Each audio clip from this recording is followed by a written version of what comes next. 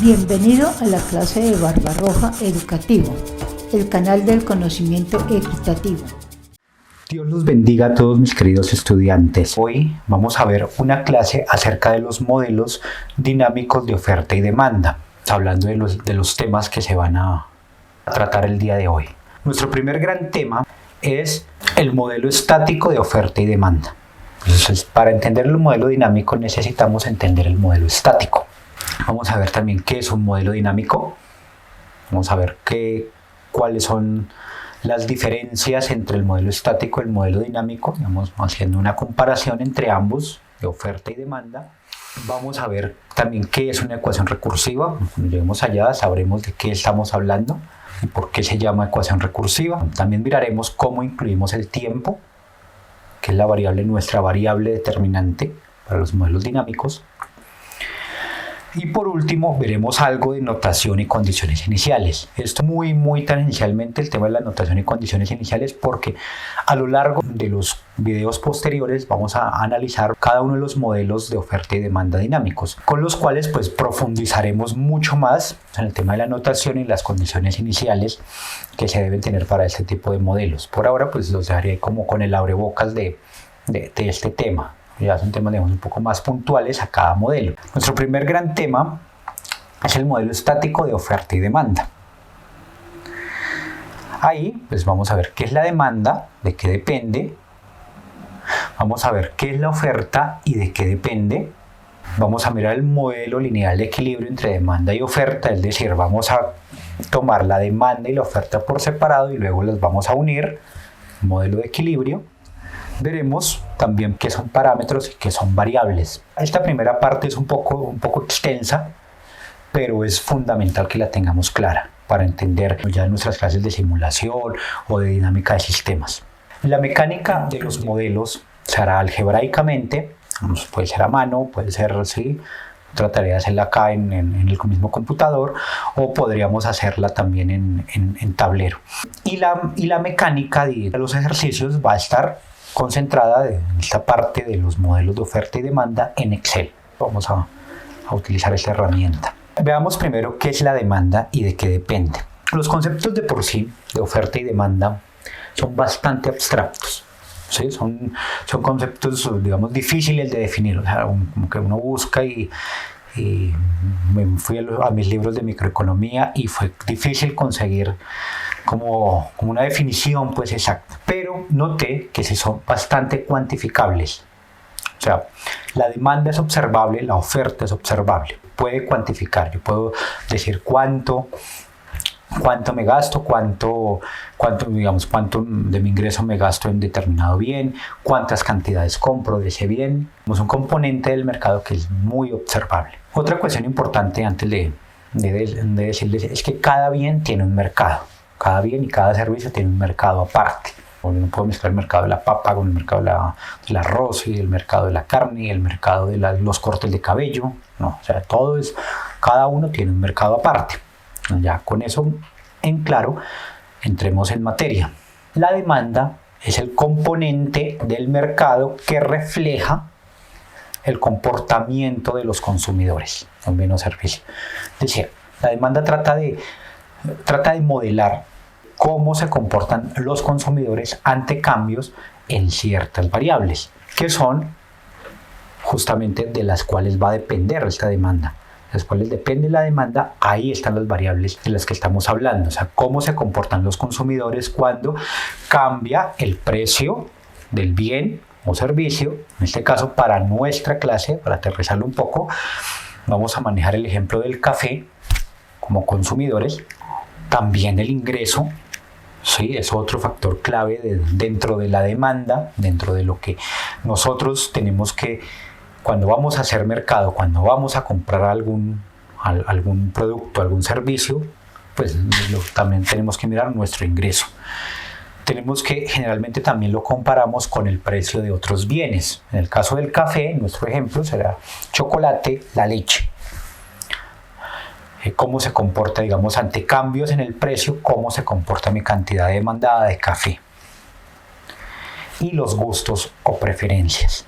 Detrás de esto, cuando uno ahonda en microeconomía, hay toda una teoría detrás. Acá voy a tratar de resumirla mucho, un montón, porque pues esto daría casi para un año de curso completo, pero pues lo que me interesa, lo que nos interesa acá para nuestros modelos dinámicos de economía es tener como esto, como el panorama un poco claro, un poco despejado. Es lo que realmente nos va a interesar por ahora. La demanda se puede representar matemática y gráficamente. Vamos a ver cómo hacemos esta representación matemática y gráfica. Matemáticamente, pues la demanda puede ser modelada mediante una función. La demanda o la cantidad demandada, más bien, es lo que vemos, lo que observamos, lo que es cuantificable y no es tan abstracto como el concepto. Entonces podemos hacer una función. En este caso, como hacemos con el ejemplo del café, vamos a mirar cantidades demandadas de café en función del precio del café, del ingreso, del precio del chocolate, del precio de la leche y de los gustos. Eso es lo que vamos a, digamos, pues en términos muy resumidos, ¿no? Porque también pues, la demanda de café puede depender de muchas otras cosas, sí, o sea, están completamente en lo cierto, pero pues por ahora, para modelarlo y para entender, aterrizar lo que quiero que nos quede claro hacia el final ya de este video, es que va a depender únicamente de estas 5 variables. O sea, una variable dependiente, que es la cantidad de café, y 5 variables independientes. Ahora, esta función la podemos graficar, una función sin importar, digamos, la forma funcional que tenga, si es lineal, cuadrática, o si en el ingreso es cuadrática, pero en el precio del café es lineal, o de la forma que sea, digamos, por ahora no nos interesa mucho. Lo que nos interesa es más bien el concepto que está detrás. Fíjense que para graficar esa función necesitaríamos un plano de 6 dimensiones. 1 por cada variable, 1 de la variable dependiente y 5 de variables independientes. Eso sería un hiperplano, un hiperespacio. Y pues no, o sea, a la fecha solamente hemos podido graficar en 3 dimensiones. ¿Sí? Y es ya bastante de por sí complejo hacer gráficos en 3 dimensiones, digamos, manualmente. Entonces, lo que nosotros habitualmente estamos acostumbrados es a tener espacios o planos de 2 dimensiones. ¿Sí? X y Y, abscisa y ordenada, vertical y horizontal. Como necesitamos un plano tan grande, tan extenso, pues nuestro querido Barbarroja no pudo solucionar el problema para graficarles con todas las variables juntas y pues lo vemos acá llorando. ¿Cómo solucionamos o cómo han solucionado este tipo de problemas? Tendríamos que tomar la variable cantidad de café, analizarla por separado con cada una de estas 5 variables explicativas para poderlo graficar en un plano de 2 dimensiones. Si miramos cuántos gráficos diferentes saldrían en nuestro ejemplo del café. Si tenemos 5 variables independientes o explicativas y una variable dependiente o variable explicada, pues tendríamos una por cada variable, un gráfico por cada variable independiente. Es decir, para poder explicar esto nos saldrían 5 gráficos distintos, con una salvedad. Es que no podemos mirar, por ejemplo, qué pasa si cambia el ingreso y al mismo tiempo los gustos por el café, porque entonces ya estaríamos en un plano de 3 dimensiones y mucho menos pues podríamos mirar qué pasa si cambian todas las variables al tiempo, todas las 5 variables al tiempo, qué pasa con la cantidad de demanda de café. Pues ahí ya estaríamos mucho más limitados pues al analizarlo gráficamente. Matemáticamente sí es posible analizarlo mediante las derivadas parciales que también separan. Entonces, así como en las matemáticas, por medio de las derivadas parciales separamos las funciones que son multivariables, pues aquí también gráficamente podemos separar nuestra cantidad de demanda de café en gráficos separados por cada variable independiente. Y es lo que veremos justamente a continuación. Cada uno de estos gráficos tiene algo en común. Es que la cantidad demandada aparece en el eje horizontal. Sí, bueno, yo lo he querido hacer así. Tal vez habrá algún amigo economista que me regañe y me diga no, pero es que el ingreso y las cantidades, esa gráfica no va así porque el ingreso va en el eje X, bueno, ¿sí? No, digamos que simplemente lo he querido hacer así para que notemos algo y nos acostumbremos a la forma que explican los economistas bajo este modelo. ¿Se acuerdan que nuestras variables independientes o explicativas eran el precio del café, el ingreso, el precio del chocolate, el precio de la leche y los gustos? Bueno, pero notamos que todas están en el eje vertical, en el eje de las ordenadas, o eje Y, también como se conoce. Pues ahí pues es como el primer gran choque cuando uno llega a estudiar economía, y es ese, ¿sí? Digamos, todos estamos acostumbrados a que nuestra variable dependiente está en el eje Y y la variable explicativa está en el eje X, de esta manera. Pero no es así. En la economía, pues a ellos se les dio por voltear las cosas y pues nos quedó así, pero digamos que ya también, luego de un tiempo de estudiarlo así, pues uno termina entendiéndolo. Vamos a mirar qué pasa en cada uno de estos gráficos. ¿Cuál es la ecuación explicativa acá? Si el ingreso me aumenta, yo puedo esperar que mi cantidad demandada de café también aumente. Tenemos acá. Esto es lo que los economistas llaman un bien normal. Cuando el ingreso aumenta y la cantidad demandada del bien aumenta, es un bien normal. ¿Sí? Si fuera al contrario, sería un bien inferior. Sí, hay bienes típicos como por ejemplo la sal, que por más que a ti te aumenten el ingreso, no creo que vas a consumir mucha más sal. Pues no me atrevo a asegurar si la sal está considerada como un bien inferior, porque pues hay otro tipo de bienes inferiores en los cuales cuando aumenta el ingreso disminuye el consumo de ese bien. Ejemplos típicos puede ser la demanda del transporte público. Fíjense ustedes que cuando aumenta mucho, cuando aumenta el ingreso, pues las personas ya no quieren ir a usar los sistemas de servicio público, sino prefieren comprarse su propia moto o su propio vehículo para transportarse. Pero en mi caso el café es un bien normal, porque a mí me gusta y entonces pues lo consumo. Si me aumenta el ingreso, seguramente pronto consumo más café o mejore la calidad del mismo. El precio del chocolate, acá pasa una situación similar. La curva tiene pendiente positiva, entonces ¿qué quiere decir? Que cuando aumenta el precio del chocolate, la cantidad demandada de café aumenta. ¿Eso qué quiere decir? El chocolate sería un sustituto del café.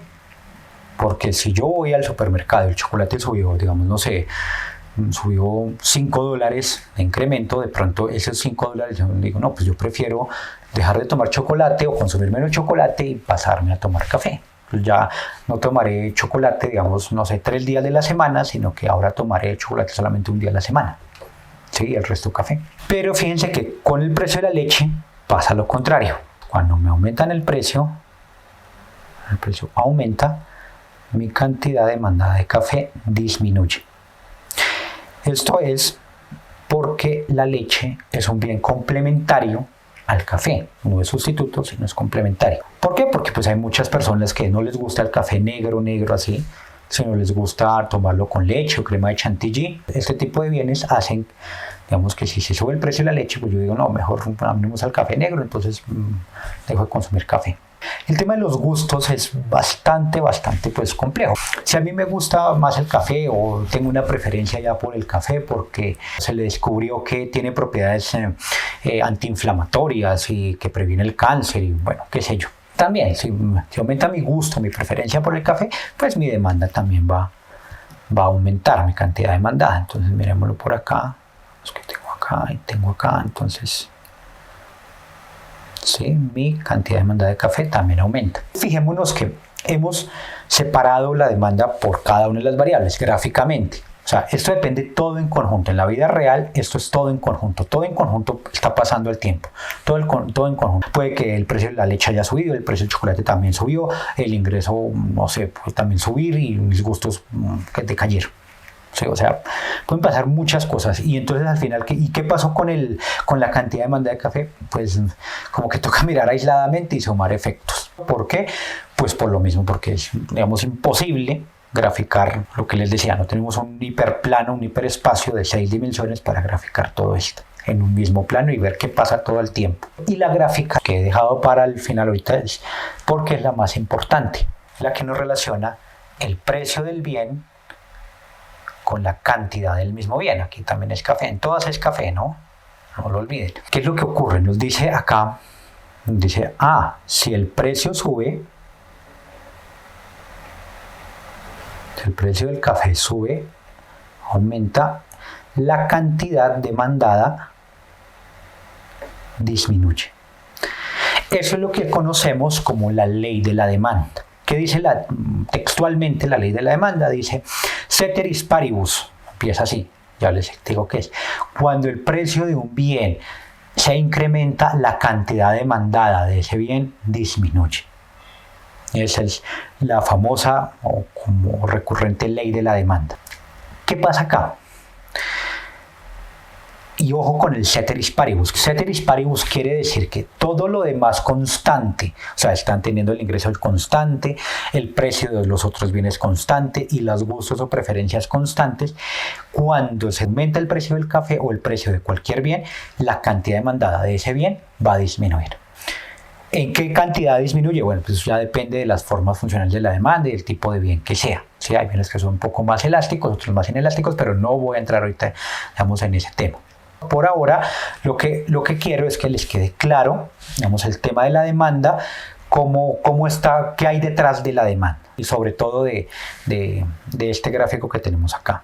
Es el más importante ahí, porque es al final con el que nos vamos a quedar para nuestro modelo de equilibrio. Avancemos para la oferta. De nuevo, ¿qué es la oferta y de qué depende? Lo mismo, la oferta es un concepto muy abstracto, entonces no es complicado definirlo, pero podemos cuantificarlo también. Puedo saber cuánto un productor saca al mercado, cuánto un productor vende cuántos litros saca de leche, cuántos kilogramos de café saca, todo eso puedo saberlo, o sea, es observable.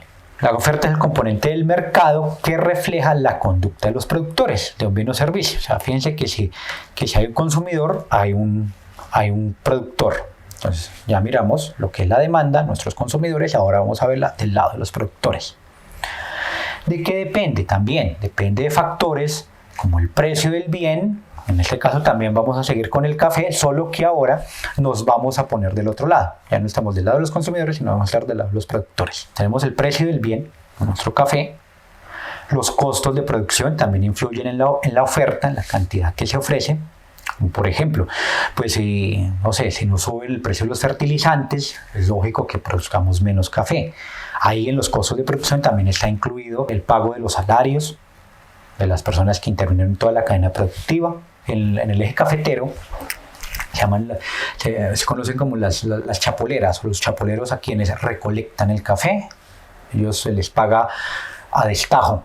A destajo es que por kilo o por cantidad de café, por peso de café que lleven, café de grano así como el que está ahí, grano rojo, se les paga a diario. La tecnología de producción. Desde luego, si mejoramos nuestra tecnología, si mejoramos, si yo amplié el beneficiadero, ahora tengo un beneficiadero, que de pronto antes no tenía y me tocaba ir hasta la finca vecina, pedirle al señor que por favor me deje tostar y secar el café ahí, pues es diferente. Si ya tengo mi propio beneficiadero, entonces puedo producir más porque ya no estoy dependiendo de la finca vecina. Y de las expectativas. Y acá me quiero detener un poco. ¿Por qué las expectativas? Resulta que nosotros como consumidores, cuando nosotros vamos al supermercado y vemos el precio, digamos, del café, vemos la bolsita de café y miramos, ay sí, está bonita y el colorcito y todo. Pero nos fijamos, ¿en qué nos fijamos? Nos fijamos en el precio y casi que en el dinero que llevamos en el bolsillo, como ya vimos ahorita en la demanda. Nos fijamos en nuestros gustos, en el dinero que llevamos en el bolsillo, en nuestro ingreso. Nos fijamos en el precio que tenga ese bien ahí y de pronto en el precio del chocolate o el precio del café, en el precio de la leche o de con lo que a mí me gusta tomarme el café. Si a mí me gusta tomar el café con tostadas, pues me fijaré también en el precio de las tostadas. Pero ¿qué pasa por el lado de la oferta? Por el lado de los productores, las expectativas juegan un papel determinante. ¿Por qué? Porque cuando los productores deciden, o nosotros como productores decidimos cuánto café vamos a sembrar, no lo podemos sembrar en el mismo instante que nos lo vienen a comprar, ¿cierto? Entonces, lo que ocurre es que nosotros decidimos, esta decisión la tomamos, o sea, nosotros decidimos antes. Lo decidimos 6 meses antes o un año antes, dependiendo del ciclo de la cosecha de café o del bien que sea, ¿sí? Del producto que sea. Por eso quise dar un ejemplo agrícola, por lo mismo, porque me sirvió para explicar este tema. Las expectativas es eso. Entonces yo espero cuánto estará el café dentro de 6 meses. Yo digo, bueno, ¿será que si sube el precio del café, si ahorita está, no sé, en $3 la libra y yo espero que en 6 meses esté en $5? No, yo digo, no, voy a invertir, voy a cultivar más café para producir más y ganar más. Entonces voy a ser más eficiente. Entonces fíjense que esas decisiones yo las tomé esperando algo. Pero ¿yo conozco el precio futuro? No. ¿Alguien lo conoce? No sé.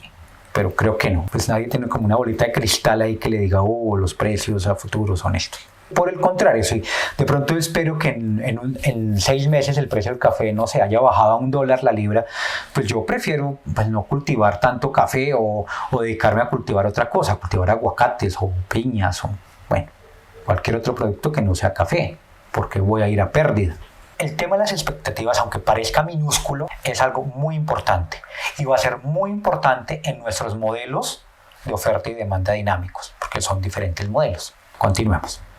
También podemos representar nuestra oferta matemáticamente, al igual que lo hicimos con la demanda. En este caso, pues también es una variable de la oferta, la cantidad ofrecida, ofertada, va a ser una variable dependiente de lo que mencionamos antes, el precio del café o el precio del mismo bien, el costo de producción, de la tecnología y de las expectativas. Y pues también tenemos el mismo problema gráfico, una variable dependiente y 4 variables independientes, por lo cual pues nuestro querido Barbarroja sale llorando de nuevo porque no pudo resolver el problema, ¿sí? Un problema que tampoco han podido resolver en 4.000 años más o menos, que existen las matemáticas y que se han puesto a pensar en todo este tipo de temas.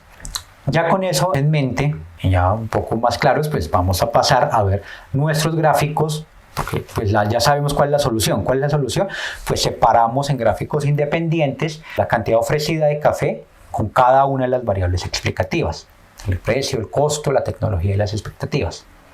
Aquí pues, están graficando nuestros bocetos, nuestros modelos de oferta con cada una de las variables. Entonces fijémonos también, si los costos de producción aumentan, pero la cantidad ofrecida disminuye.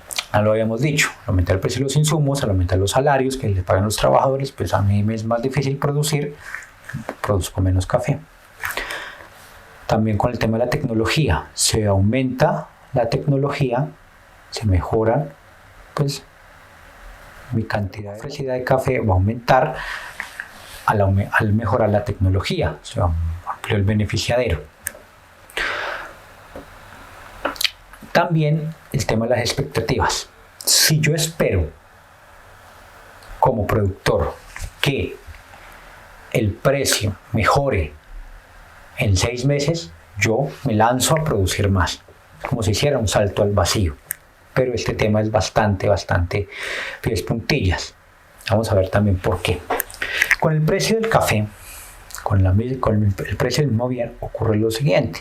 También cuando aumenta el precio del bien, la cantidad ofrecida de café aumenta. Ahora ustedes me van a decir, ¿y hay una ley de oferta? Bueno, sí hay una ley de oferta, algunos la consideran, otros no. Si el precio del café aumenta, la cantidad ofrecida aumenta. ¿Eso es ley de oferta? No necesariamente, o sea, no es tan directo como con la demanda. ¿Y por qué? Hay ofertas que son completamente horizontales, por ejemplo, y ocurre también por el tema de las expectativas, lo que les venía comentando. El tema de las expectativas no es algo menor. De nuevo, ¿por qué? Porque yo como productor no produzco ahí cuando me llegan a comprar. O sea, yo no, a mí, digamos, un cliente no me llega y me dice, necesito 100 sacos de café. Y yo saco una máquina mágica y saco los 100 sacos de café y tenga. No, según el precio que tenga en ese momento. Fíjense que no. El productor, o nosotros como productores, decidimos mucho antes, cuánto producir y qué producir. Eso, pues, es lo que casi que nos rompe el paradigma para tener una ley de oferta. Pero también, el tema de las expectativas es lo que casi que la razón de ser de los modelos dinámicos de oferta y demanda. Entonces, fíjense que de verdad no es un tema menor, es bastante importante eso. ¿Por qué? Porque si el productor decidiera cuánto producir o supiera el precio en el futuro, pues habría ley de oferta. Sí o sí la habría como ley de la demanda. ¿Por qué? Porque los consumidores deciden ahí, con base en lo que tengan en el bolsillo, con el precio del café, el precio de los otros bienes y los gustos, deciden ahí. Pero el productor no decide eso. No decide ahí en el mismo momento, él ya ha decidido previamente. Fíjense que si yo me embarco, no sé, saqué un crédito para comprarme una nueva máquina para procesar café y ser más eficiente, y de pronto el precio del café bajó, se cayó a $1 en 6 meses. Pues yo ya tengo la máquina, yo ya tengo el crédito, tengo que responder por él, por el mismo crédito. Entonces es muy difícil, sí, es muy difícil, digamos, hablar de ley de oferta por eso. O decir, la oferta siempre tiene pendiente positiva. No necesariamente puede tener, pues lo que les decía, puede ser completamente horizontal. Eso depende del mercado o del bien, sí, del bien del que estemos hablando. Vamos a juntar, ya tenemos las dos partes del rompecabezas, la demanda, la oferta por otro lado, y ahora pues vamos a juntarlo, básicamente lo que estamos haciendo. En los gráficos de cantidades de café demandadas y ofrecidas, pues vimos que hay una variable en común entre tanto para la cantidad de demandada como para la cantidad ofrecida. Hay una variable en común que es el precio del café. Ese precio del café es lo que nos va a permitir, esa variable precio del café es lo que nos va a permitir unir las dos curvas de oferta y demanda, de tal como ustedes ven que se están graficando en este momento, en el mismo gráfico. ¿Sí? ¿Qué tenemos que mirar? Como el precio del café iba en el eje vertical, lo seguimos dejando en el eje vertical. Y en el eje horizontal representamos las cantidades de demanda y de oferta. Y por eso pues hay dos curvas diferentes. Una con pendiente positiva llamada S, que es la curva de oferta, y la otra con pendiente negativa llamada D, que es la curva de demanda. Ya sabemos el eje horizontal, QD, el eje vertical, el precio del café. Tenemos además que donde se cruzan la oferta y la demanda es la solución del modelo. ¿Cuál es la solución? Precio y cantidad de equilibrio. P estrella, Q estrella. Así lo denominamos nosotros. Y de aquí en adelante P estrella, Q estrella. Para todos los efectos será el precio y la cantidad de equilibrio respectivamente. Ya vimos el modelo gráficamente, ya vimos cuál es la solución del modelo en oferta y demanda. Ahora vamos a verlo matemáticamente. La demanda pues tiene una representación lineal que es, lo puse así, en términos de parámetros. Los parámetros son las letras que están ahí, las letras iniciales del alfabeto. La cantidad demandada es igual a A menos BP, siendo A y B mayores que 0. Ojo, esa condición se debe de cumplir. A y B deben ser mayores que 0, son positivas. Y ojo a esto. ¿Por qué? Porque A es el intercepto de la demanda con el eje de las cantidades. Ahorita lo vemos más detallado en el gráfico, pero ténganlo en cuenta. A es el intercepto de la demanda con el eje de las cantidades, o sea, con el eje horizontal. Y B es la magnitud de la pendiente de la curva de demanda. Y ojo a esto, es la magnitud, no es la pendiente. La pendiente de la curva de demanda es menos B, pero su magnitud es B. ¿Por qué? Porque, digamos, si yo voy del punto A al punto B, recorro una distancia entre ambos puntos. Pero si me devuelvo, recorro la misma distancia, y la distancia recorrida jamás es negativa. Yo recorro en dirección norte una distancia y recorro en dirección sur otra distancia, pero nunca la distancia es negativa.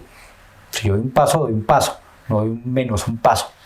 Sí, retrocedí, pero es un paso hacia atrás, pero no es un paso negativo. Ojo con eso, es la magnitud. Por el lado de la oferta, pues tenemos que la representación lineal será una función similar, C más dP, D por P, ¿no? D por el precio, igual que en la demanda, B por el precio.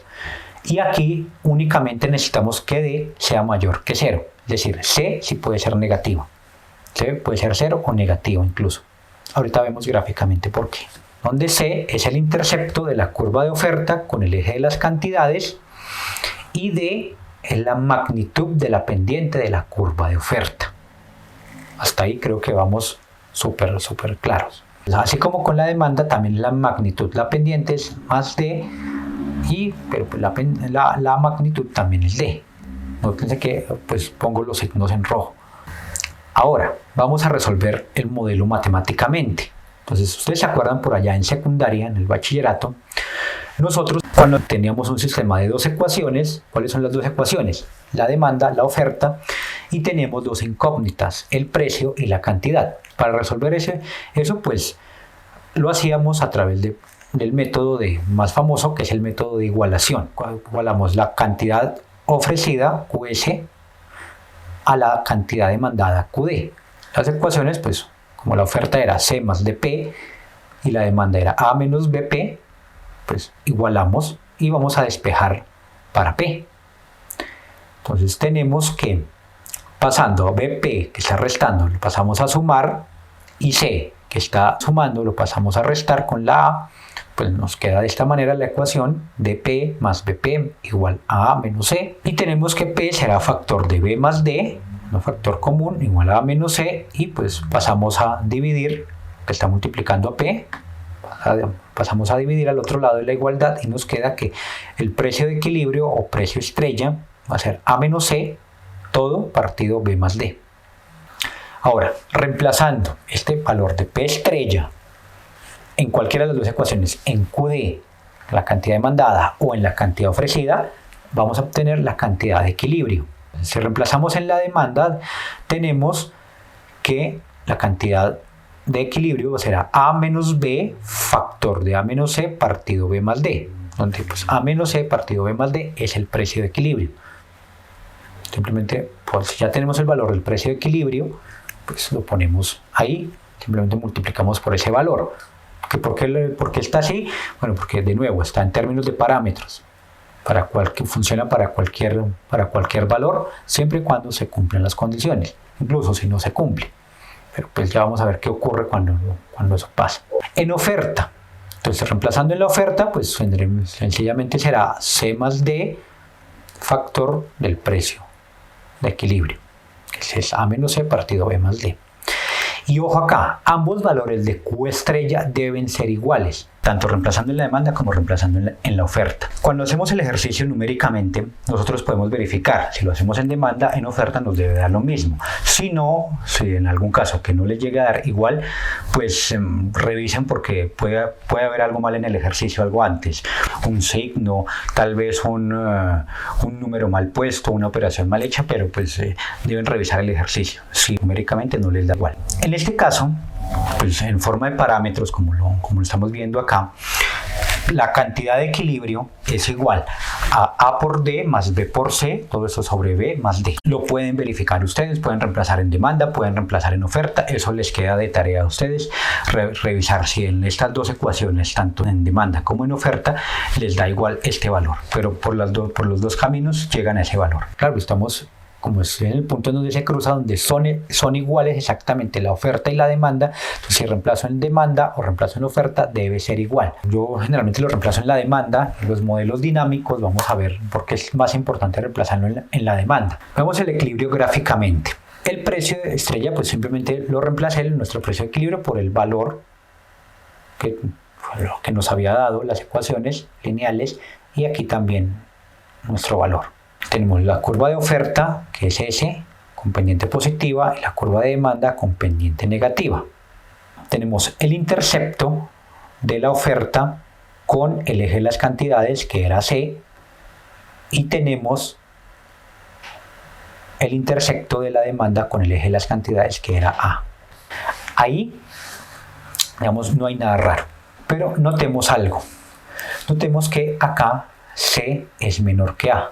Y esa es la nueva condición.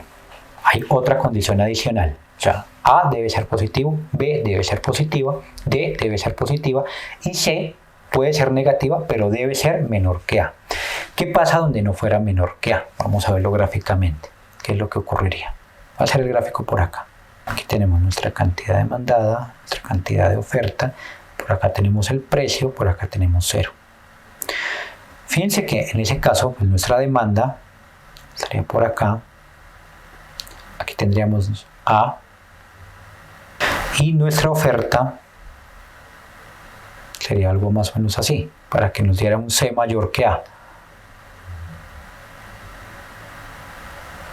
Y acá pues tendríamos un punto de equilibrio con un precio negativo, lo cual en economía no es válido, no tiene sentido. O sea, yo no voy a comprar espaguetis a la tienda y voy a pagar, y en vez de que yo pagar, la cajera me da dinero a mí por llevarme los espaguetis. O sea, eso no ocurre. No estaríamos hablando de un bien, sino tal vez de un mal. Pero pues en ese caso no aplicaría esto así. Por eso C debe ser menor que A, menor estrictamente.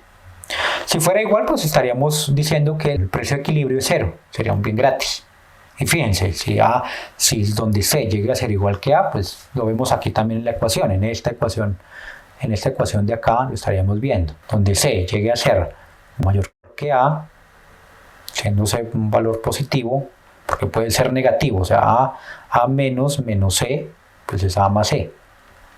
¿Sí? O sea, A más C será mayor que 0.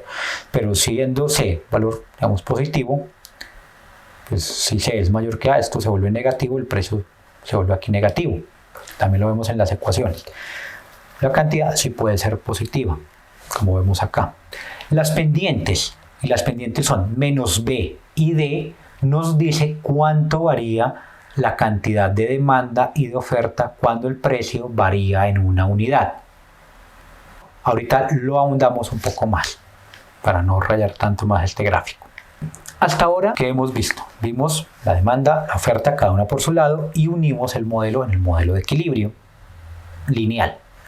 Ojo, lineal. ¿Sí? No hemos visto ninguna forma funcional rara, no hemos visto logaritmos, no hemos visto parábolas, nada de eso.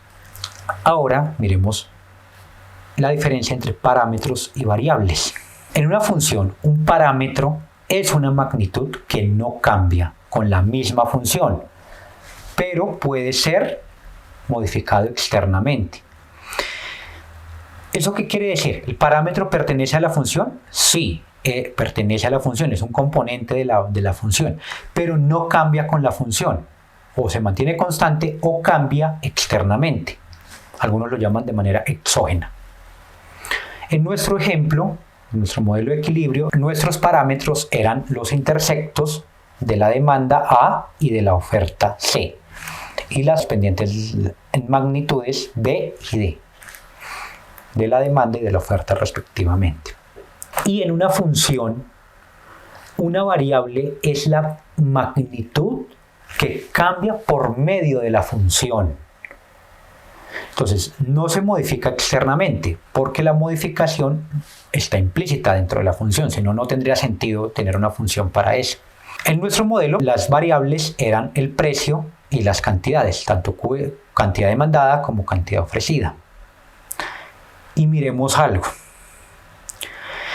Notemos que los nombres de los ejes cartesianos, en el gráfico que hemos visto, coinciden con las variables, y la solución de las variables está expresada en términos de parámetros. Aterricemos un poco esto, veremoslo aquí en el gráfico, nuestro acostumbrado gráfico. Fijémonos que los nombres de los ejes cartesianos, precio, cantidad demandada, cantidad ofrecida, corresponden a las variables. Vamos a verlo por acá. Estos son las variables.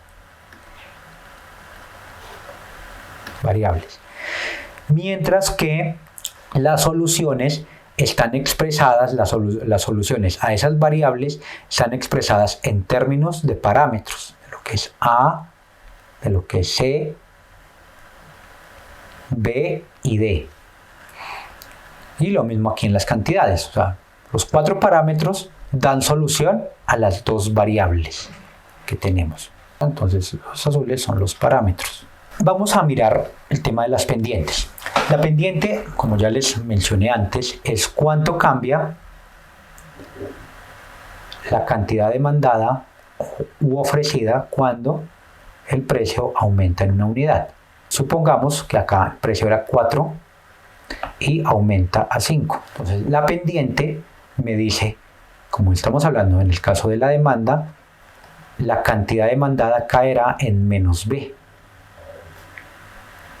¿Sí? ¿Eso qué quiere decir? Digamos que aquí sea 8 y aquí sea 6. B será igual a 2. ¿Por qué? Porque KE se reduce en 2 unidades. Algo similar pues ocurre con la oferta. Lo que vamos a tener acá, digamos que estamos acá.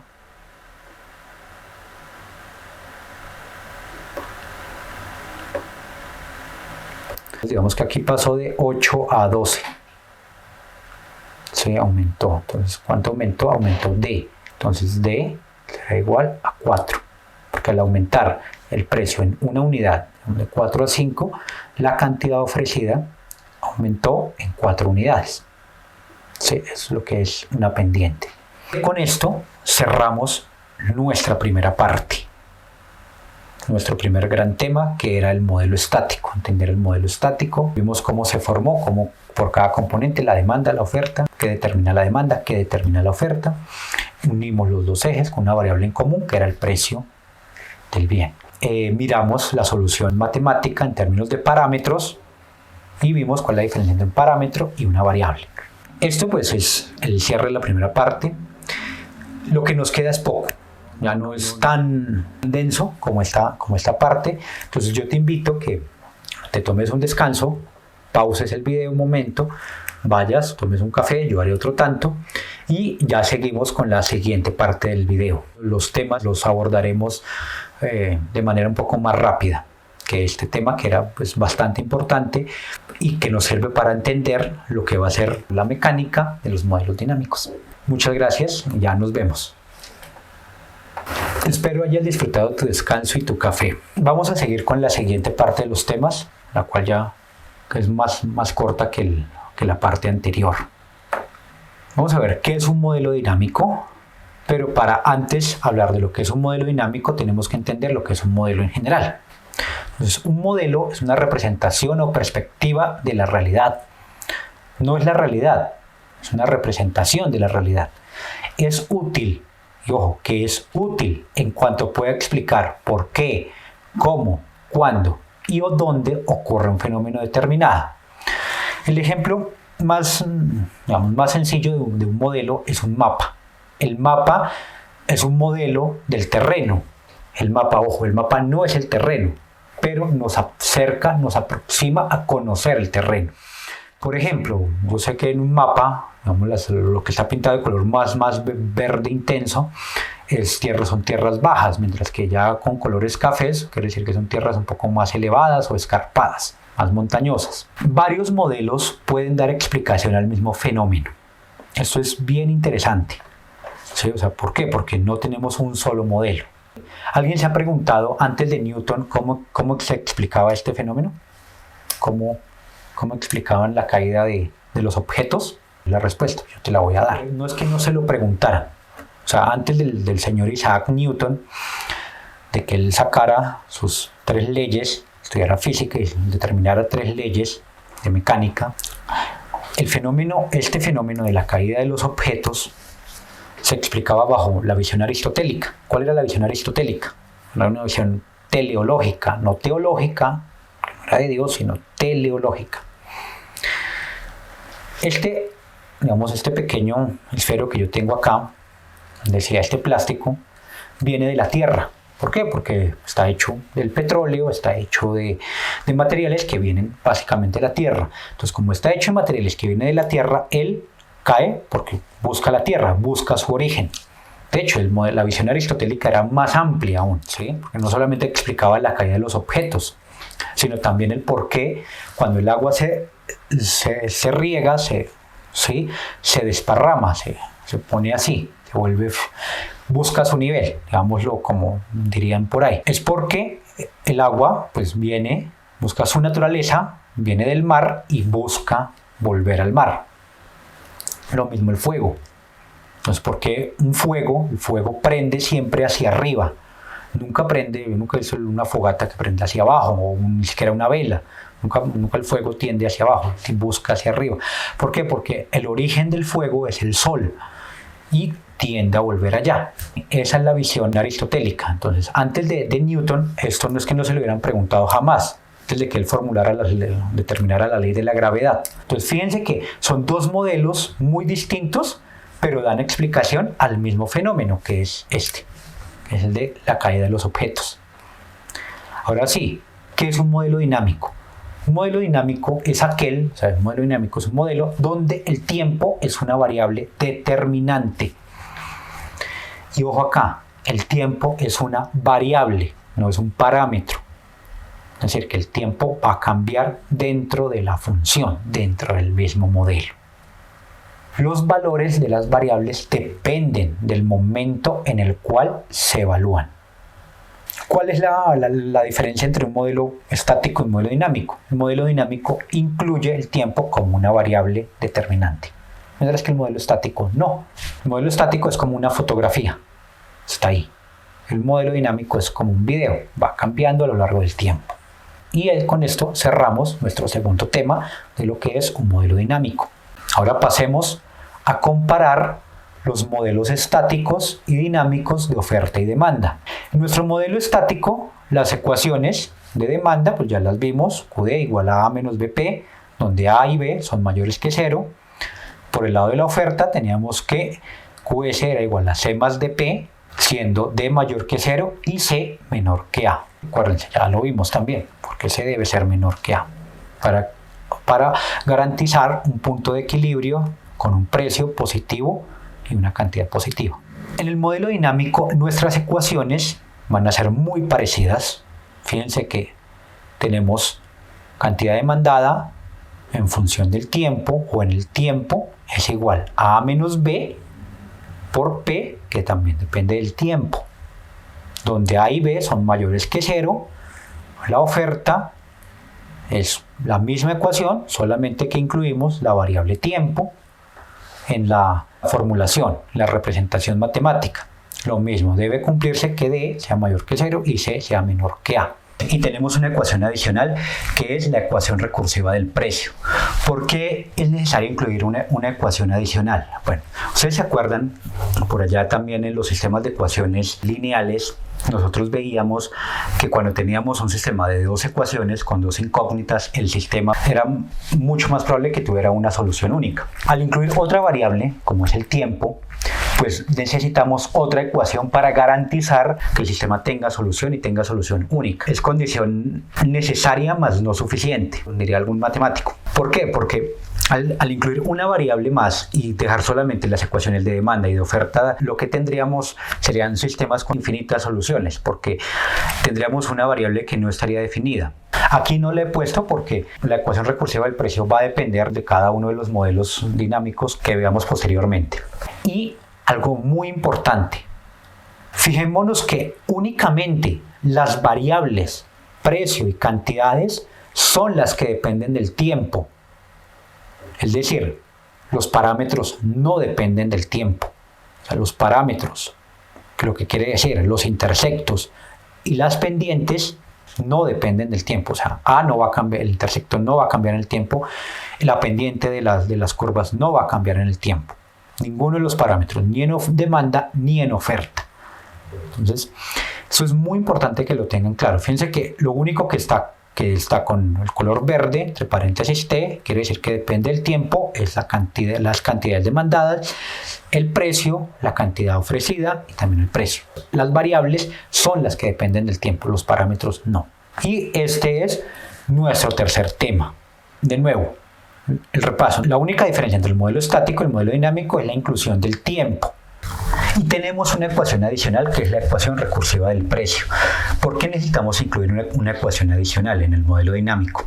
Bueno, al incluir la variable tiempo, un sistema de dos ecuaciones con tres incógnitas tendría infinitas soluciones. Es decir, tener tres incógnitas y tres ecuaciones es condición necesaria, más no suficiente para que el sistema tenga solución única. Entonces, por eso necesitamos incluir una ecuación recursiva del precio, que pues no la voy a formular acá, pero pues la iremos construyendo de acuerdo a cada uno de los modelos que tengamos. Nuestro siguiente tema es ¿qué es una ecuación recursiva? La ecuación recursiva es una función matemática. O sea, una ecuación recursiva es una ecuación que relaciona una variable con ella misma en un tiempo anterior. Es decir, el valor de dicha variable hoy depende del valor que tuvo dicha variable ayer. Y el valor de mañana dependerá del valor que tenga hoy y quizás ayer, y así sucesivamente. Esto lo aterrizamos con algunos ejemplos. Entonces, veamos. X en t más 1, como se lee eso, es igual a 5 más 4x de t. Fíjense que la variable, la x está acá y la x también está acá. Es la misma variable, pero en dos momentos distintos del tiempo, en t más 1 y en t. Esa función así se conoce como ecuación recursiva de primer orden. De primer orden, ¿por qué? Porque solamente involucra un tiempo en el pasado. X de t más 1 en función de x de t. Y tenemos un segundo ejemplo, es el precio de t es igual a 4 más 3 por el precio que fue en t menos 1 más 2 veces el precio que fue en t menos 2. Esta será una ecuación recursiva de segundo orden. Y de segundo orden, ¿por qué? Porque fíjense que involucra t menos 1 y t menos 2, dos tiempos en el pasado. Si tuviéramos t menos 1, t menos 2 y t menos 3, tendríamos una ecuación de tercer orden y así sucesivamente. Aclaración: en las ecuaciones recursivas siempre se despejará el mayor valor del tiempo en función de tiempos anteriores. ¿Por qué? Porque ni el pasado ni el presente pueden depender del futuro. Es decir, ¿qué quiere decir eso? Aquí mi yo del presente está construyendo el yo del futuro. Pero mi yo del futuro o mi yo hoy no puede ir a mi yo del pasado a decirle: oiga, no haga esto que va a cometer este error, la va a cagar por ahí. No, eso no pasa. Pero, claro, lo que fue mi yo del pasado sí me determina lo que soy hoy. ¿Qué es eso de que el mayor valor del tiempo? Por ejemplo, fíjense acá, el mayor valor era t más 1 y t, entonces despejo t más 1 en función de t, y aquí el mayor valor para el caso del precio era t, porque los otros valores eran t menos 1 y t menos 2, el despejo p de t. Eso es lo que es una ecuación recursiva, ¿sí? Por ahora lo dejamos así, pero ya sabemos, es una función cuya variable depende de sí misma en el tiempo pasado. Por ejemplo, no sé, el precio del dólar hoy depende del valor que tuvo ayer y así. ¿Cómo incluir el tiempo? Además de la ecuación recursiva. Entendamos que el tiempo siempre es una variable independiente. Es la variable independiente por excelencia. El tiempo no depende de nada. Si yo en este momento dejo de grabar, si en este momento corto este video, el tiempo va a seguir corriendo. Los segundos van a seguir corriendo. ¿Sí? Así yo me paro y me vaya. Sí, dejo la cámara prendida, va a seguir grabando, va a seguir estando ahí. El tiempo es la variable más independiente que hay. Y como vimos antes, al agregar variables a los modelos, dificulta el análisis gráfico. ¿Sí? Entonces se vuelve más complejo. ¿Por qué? Porque, de nuevo, graficar una variable más, pues, digamos, si tengo un plano de 2 dimensiones, agregar una variable implica agregar una tercera dimensión y eso lo complejiza. Y ya, pues en más de 3 dimensiones no se puede graficar, ya lo sabemos. Entonces, ¿cuál era la solución en ese momento? Era separar las variables en distintos gráficos, teniendo en todos una variable común. En nuestro caso, para los modelos dinámicos, la variable común será el tiempo. Y la variable el tiempo se representará en el eje horizontal. Siempre va a ir de izquierda a derecha el tiempo. Por lo tanto, el precio y las cantidades irán separadamente en el eje vertical. O sea, en dos gráficos diferentes, es lo que quiere decir separadamente, pero tanto el precio como las cantidades van a ir en el eje vertical, el tiempo en el eje horizontal. Tenemos dos maneras de manejar el tiempo. Una de manera discreta. De manera discreta, el tiempo toma valores enteros únicamente. O sea, puede ser t igual a 0, t igual a 1, lunes, martes, miércoles, enero, febrero, marzo, trimestre 1, trimestre 2, valores discretos. Las variables cambian en momentos concretos. Entonces, como vemos aquí gráficamente, fijémonos que el tiempo del 0, T1, T2, T3 y la variable va a estar saltando. Salta del tiempo 0 al tiempo 1, tiempo 1 al tiempo 2 y así sucesivamente. Y también lo podemos ver de manera continua. De manera continua, el tiempo puede tomar cualquier valor real. O sea, incluye los enteros, pero además todos los números reales. ¿Sí? Puede valer 0, puede valer 1/2 o 0.5, puede valer 1, puede valer 4/3, puede valer el valor que querramos. Y las variables va a cambiar en cada instante del tiempo. Fijémonos que acá en este gráfico no hay saltos. La variable no salta. Está continuamente, la línea está continua, no está punteada, sino que está continuamente, puede estar cambiando en el tiempo. En nuestros modelos, el tiempo lo manejamos de manera discreta, por, digamos, manera más sencilla de manejarlo. Sin embargo, al analizarlo gráficamente, vamos a ver que el gráfico se va a estar, no tiene saltos, sino que va a estar como si estuviera de manera continua. Eso es importante tenerlo en cuenta. Y ya por último, la notación y las condiciones iniciales. Esto casi que es, como les dije al comienzo, es un abrebocas para dejarlos a ustedes como con el tema de que, bueno, ¿y aquí qué más sigue? La notación en los modelos dinámicos, vamos, es sencilla de entender, no tiene tanto misterio. Pues lo vamos a entender con ejemplos. Pues, algunos ejemplos. X de t, fíjense que el tiempo está en color verde, es igual a 1, se leerá como el valor de x en el periodo t es igual a 1. De nuevo, x paréntesis t igual 1 se lee como el valor de la variable x en el periodo t es igual a 1. Y en el otro ejemplo, p de paréntesis t más 1 igual a p paréntesis t se leerá como el precio en el periodo t más 1 es igual al precio en el periodo t. De nuevo, el precio en el periodo t más 1 es igual al precio en el periodo t, también el periodo anterior, porque el periodo siguiente, el periodo t, es el periodo t más 1.